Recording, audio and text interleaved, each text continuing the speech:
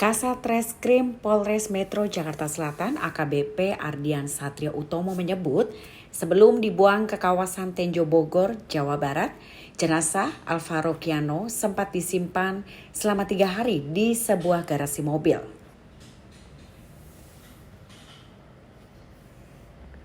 Ardian menjelaskan pada 9 Maret 2025, jenazah kemudian dibawa menggunakan mobil dan dibuang di kawasan Tenjo. Penemuan jenazah Alvaro di lokasi tersebut terungkap berkat keterangan saksi kunci berinisial G yang merupakan kerabat dari ayah tiri korban. Menurut Ardian, saksi G sempat diminta sang ayah tiri untuk membantunya mengambil sebuah kantong plastik yang disebut berisi bangkai anjing. Tanpa curiga, G pun mengikuti permintaan tersebut dan tidak memeriksa isi kantong itu. Sementara itu, Kabid Humas Polda Metro Jaya Kombes Budi Hermanto menambahkan, penyidik pun sudah melakukan prarekonstruksi dengan menghadirkan ayah tiri korban. Dari proses itu diketahui waktu untuk mengajukan pertanyaan. Silakan di depan.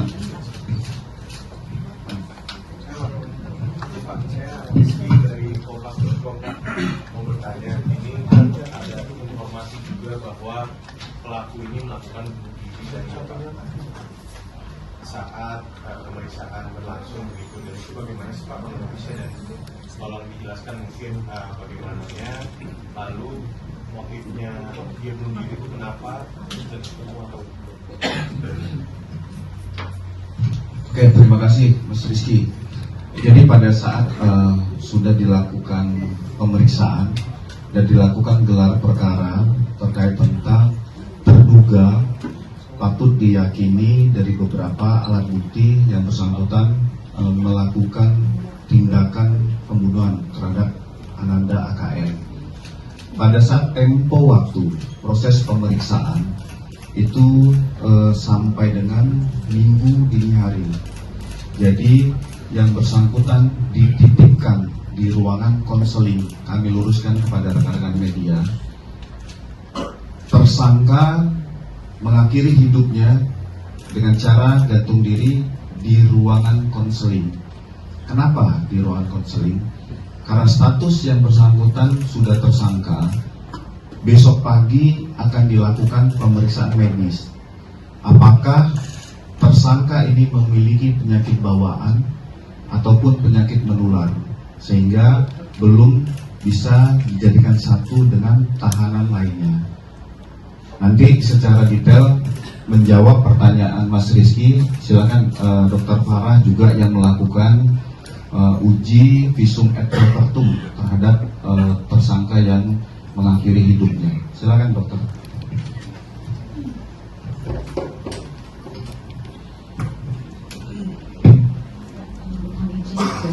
Kami sampaikan bahwa jenazah atas inisial AI ya, laki-laki berusia 49 tahun, itu kami terima di instalasi forensik Rumah Sakit Polri Kramat Jati pada hari Minggu 23 November 2025 sekitar pukul 11 siang. Kemudian ada permintaan visum untuk dilakukan pemeriksaan luar dari Polres Metro Jakarta Selatan. Pemeriksaan dilakukan pukul 1:25 itu dilakukan oleh rekan saya, Dr. Afiani, spesialis forensik molekuler. Dari hasil pemeriksaan beliau itu dapatkan jenazah laki-laki berusia 49 tahun bergolongan darah O. Kemudian ditemukan ada luka lecet tekan yang melukai leher. Itu diduga sesuai dengan pola gambaran sesuai dengan kasus jantung. Kemudian tidak ditemukan adanya tanda-tanda kekerasan lainnya pada permukaan tubuh lainnya. Itu yang bisa saya sampaikan. Itu ya dari penjelasan Dr. Farah terkait tentang visum et repertum. Kami juga mengajukan kepada pihak keluarga untuk dilakukan otopsi, tetapi pihak keluarga belum berkenan. Kita menghormati proses kedukaan dari pihak keluarga. Sebelah kiri, ya silakan. Pak, saya Ivan Pak, Aidian. Terkait dengan motifnya Pak, mungkin bisa dielaborasi lagi. Tadi disebutkan bahwa pelaku ini ada sakit hati terhadap pihak tertentu. Pihak tertentu ini siapa? Dan mungkin bisa dijelaskan lagi terkait dengan latar belakang dari pelaku ini. Kenapa? Maksudnya latar belakang pelaku dengan pihak tertentu itu, gitu Pak. Kemudian yang kedua Pak, mungkin bisa dijelaskan Pak kronologi bagaimana si korban ini akhirnya bisa ditemukan. Tambahan dikit mungkin Pak, setelah diuji pakai bahan apa dan kemudian Terima kasih yang kami hormati Bapak Taufik, Bapak Kapolres, dan rekan-rekan media semua. Oke, untuk memperjelas bahwa hasil penyelidikan kami berdasarkan alat bukti yang ada, 2 alat bukti yang ada, kita bisa menyimpulkan dan sudah kita gelarkan sebagai tersangka. Adapun motifnya, yaitu dari komunikasi yang ada motif dendam pribadi dengan istrinya. Jadi istri tersangka ini bekerja di luar negeri. Nah, akibat bekerja di luar negeri, dari hasil chat itu muncul adanya dugaan perselingkuhan yang dilakukan oleh istrinya. Nah, di situ ada motif tersendiri terhadap si tersangka ini untuk melakukan pembunuhan itu terhadap anak, karena anak ini ialah anak tiri dari tersangka. Mungkin itu. Untuk kronologi korban ditemukan berdasarkan saksi-saksi kunci yang sudah kita periksa. Ada satu inisial G, yang mana saksi kunci itu yang diajak oleh tersangka untuk mengambil dan mengambil plastik itu. Tapi plastik isi, tapi untuk isinya dia menyatakan bahwa dia tidak tahu, dan disampaikan oleh tersangka bahwa isinya bangkai anjing, gitu. Tapi dia nggak ngecek lagi dan menunjukkan itu, dan alhamdulillah berkat bantuan dan doa semua dan dibantu oleh dengan K9 dari Mabes Polri dan juga dari Polda, kita menemukan adanya kerangka manusia yang diduga korban AKM. tadi bahannya belum dijawab Pak, bahan dia gantung diri pakai apa tali kapan untuk di lokasi? Pada saat di ruang proses, bahan yang digunakan untuk gantung diri ialah menggunakan celana. Jadi dia menggunakan celananya dia. Celana pribadi ya? Celana dia. Izin aku Adi dari Liputan 16, ada beberapa pertanyaan. Yang pertama, apakah pihak polisian akan menyelidiki keterlibatan pihak-pihak lain yang turut membantu atau turut serta untuk menyembunyikan jenazah dari Alfa ini? Terus yang kedua, apakah benar tersangka ini sempat datang ke Polres untuk berpura-pura mencari keberadaan Alvaro untuk ikut hadir di Polres untuk mencari Alvaro? Terima kasih. Terima kasih Mas Hadi. Yang pertama kami sampaikan, proses penanganan perkara itu tetap dilakukan oleh Satreskrim Polres Metro Jakarta Selatan. Tetapi Polda Metro Jaya terus akan melakukan asistensi pengawasan terhadap perkara ini. Nah, penyelidikan terhadap pihak-pihak lain terus kami akan lakukan, termasuk informasi apapun, apakah ada pihak-pihak lain yang turut serta di dalam melakukan aksi penculikan sampai dengan mengakibatkan hilangnya nyawa Ananda AKM. Ini terus kami lakukan. Nah, yang terkait tentang tadi yang kedua, Sempat tersangka ini sempat ada kantor Polres. Oke, nah itu yang jelas dari Pak Satreskrim. Ya Mas Adi, untuk tersangka ini sempat memang datang ke Polsek.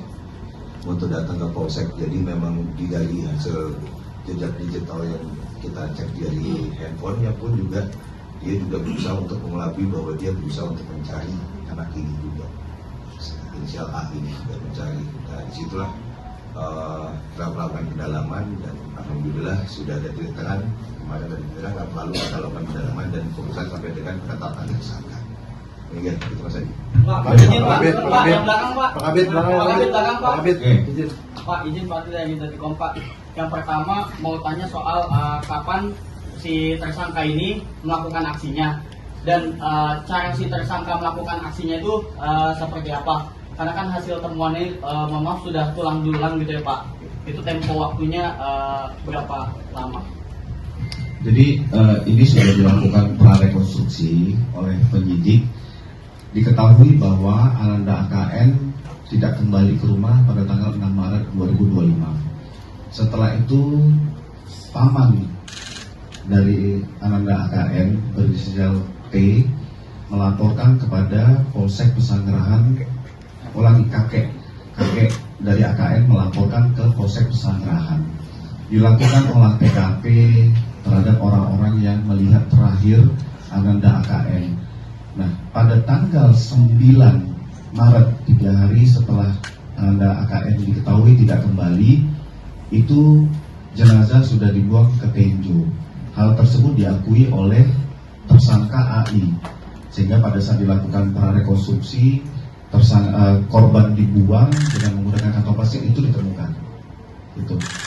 Pak Kabit, izin ini untuk menegaskan aja, tadi kan ditemukan 3 hari setelah 3 hari kan, nah tuh ada informasi katanya jenazah ini sempat ditaruh di bagasi depan rumah si tersangka ini, baru 3 hari kemudian dibuang ke Tenjo itu. Oke Mas, baik. Untuk hasil dari pemeriksaan kami berdasarkan keterangan dari tersangka bahwa jenazah itu kejadian pada saat pembunuhan tanggal 6 Maret 2025 di rumah di daerah Tangerang. Nah setelah itu tidak langsung dibuang ke Tenjo, 3 hari ditaruh di garasi. Jadi ketutupan ada posisi mobil warna silver itu di belakang garasi selama 3 hari di situ, dan itu diakui oleh tersangka. Lalu pada tanggal 9 Maret 2025 jenazah itu dibuang menggunakan mobil ke daerah Tenjo. Kalau untuk pelaku sendiri tangkap kapan Pak Kabit? Pelaku sendiri tangkap kapan dan gimana akhirnya dia mengakui kalau itu dia melakukan perbuatan itu? Dan di mana lokasinya? Pelaku kita amankan hari Jumat malam. Itu di mana Pak? Hari Jumat sore. Tanggal 21. Itu di kediamannya di Tangerang.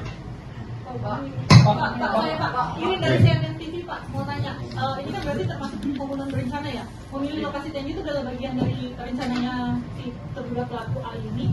Terus yang kedua, dengan meninggal diri dari tanggal dilaporkan menghilang dari tanggal 9 Maret 2025 kan dilaporin ke polisi sama bilang ya?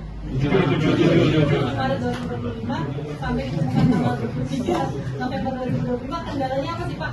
Kenapa tidak mengerucut dari awal ke A ini? Terima kasih Mbak. Jadi sudah beberapa upaya sudah kita lakukan dari bulan Maret sampai dengan sekarang. Kita bergabungan juga dengan dibantu dari Polda Metro Jaya sama dari Polsek Pesanggerahan juga Mbak. Kita sudah melakukan beberapa pemeriksaan, baik itu kita ke Batam juga dengan keluarga korban. Kita juga melakukan pemeriksaan ke Bogor Mbak. Kita sudah dalami juga, dan juga kita lakukan pemeriksaan ke daerah Cianjur untuk mencari keterangan dari mana pada saksi-saksi yang lain kita dalami. Nah, ada keterangan kemarin, alhamdulillah ada petunjuk yang bisa kita dalami, yaitu ada satu keterangan ya, saksi yang mendengar bahwa si tersangka A ini melakukan perbuatan pembunuhan. Saksi kuncinya itu benar ponakannya Pak ya? Dari CNN mau bertanya, ini kan dari diculiknya itu tanggal 3 dan tanggal 6. Iya, tanggal 6 dia baru di prosesnya. Nah, artinya kan ada jeda selama proses penculikan itu. Apa yang menjadi motif dari si pelaku ini sampai akhirnya membunuh si anak tirinya itu? Apakah ada pemicunya atau seperti apa? Jadi saya ulangi kembali Mas ya. Dengar. Itu sudah akumulasi dorongan emosional sehingga memiliki niat. Tadi saya sambungkan kembali dengan pertanyaan Mas Rizky, bagaimana caranya? Pada saat anak AKM ini dibawa, diculik, itu beronta, menangis, sehingga dilakukan pembekapan. Ternyata dibekap, meninggal dunia. Itulah tadi disampaikan oleh Kasat Reskrim, disimpan sampai dengan 3 hari. Baru di tanggal 9 jenazah ditaruh ke Tenjo. Ya. Pak, untuk saksi kuncinya itu benar ponakannya si Alek Pak?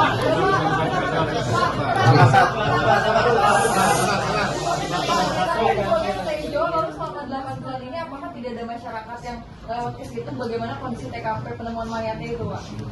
Oke. Kenapa dibuang ke Tenjo? Saya jawab bahwa ada salah satu kerabat dari tersangka ini yang tinggal di sana. Jadi dia sudah bolak-balik, memang pengakuan dari tersangka ini sudah bolak-balik untuk ke Tenjo, dan dia tahu lokasi mana yang sepi untuk membuang di sana, dan akhirnya memilih salah satu tempat yang mana di jembatan itu dibuang almarhum dibuang jenazah dalam bentuk plastik itu di bawah jembatan itu. Jadi lokasi tempat pembuangan itu adalah tempat pembuangan sampah. Jadi penyelidik dan penyidik tidak berhenti sampai di sini. Pasti besok atau lusa selalu akan membawa Kinan untuk mencari lagi beberapa potongan-potongan yang bisa membantu dokter forensik untuk menyatukan membuat suatu kesimpulan. Pertanyaan terakhir. Ini ibunya udah nenek DNA Pak, udah sampai Jakarta Pak. Ibunya kan sempat Lagi proses, sudah di rumah sakit, sekarang sudah diambil dan lagi diproses. Nanti kita akan sampaikan pada rekan-rekan hasil uji DNA.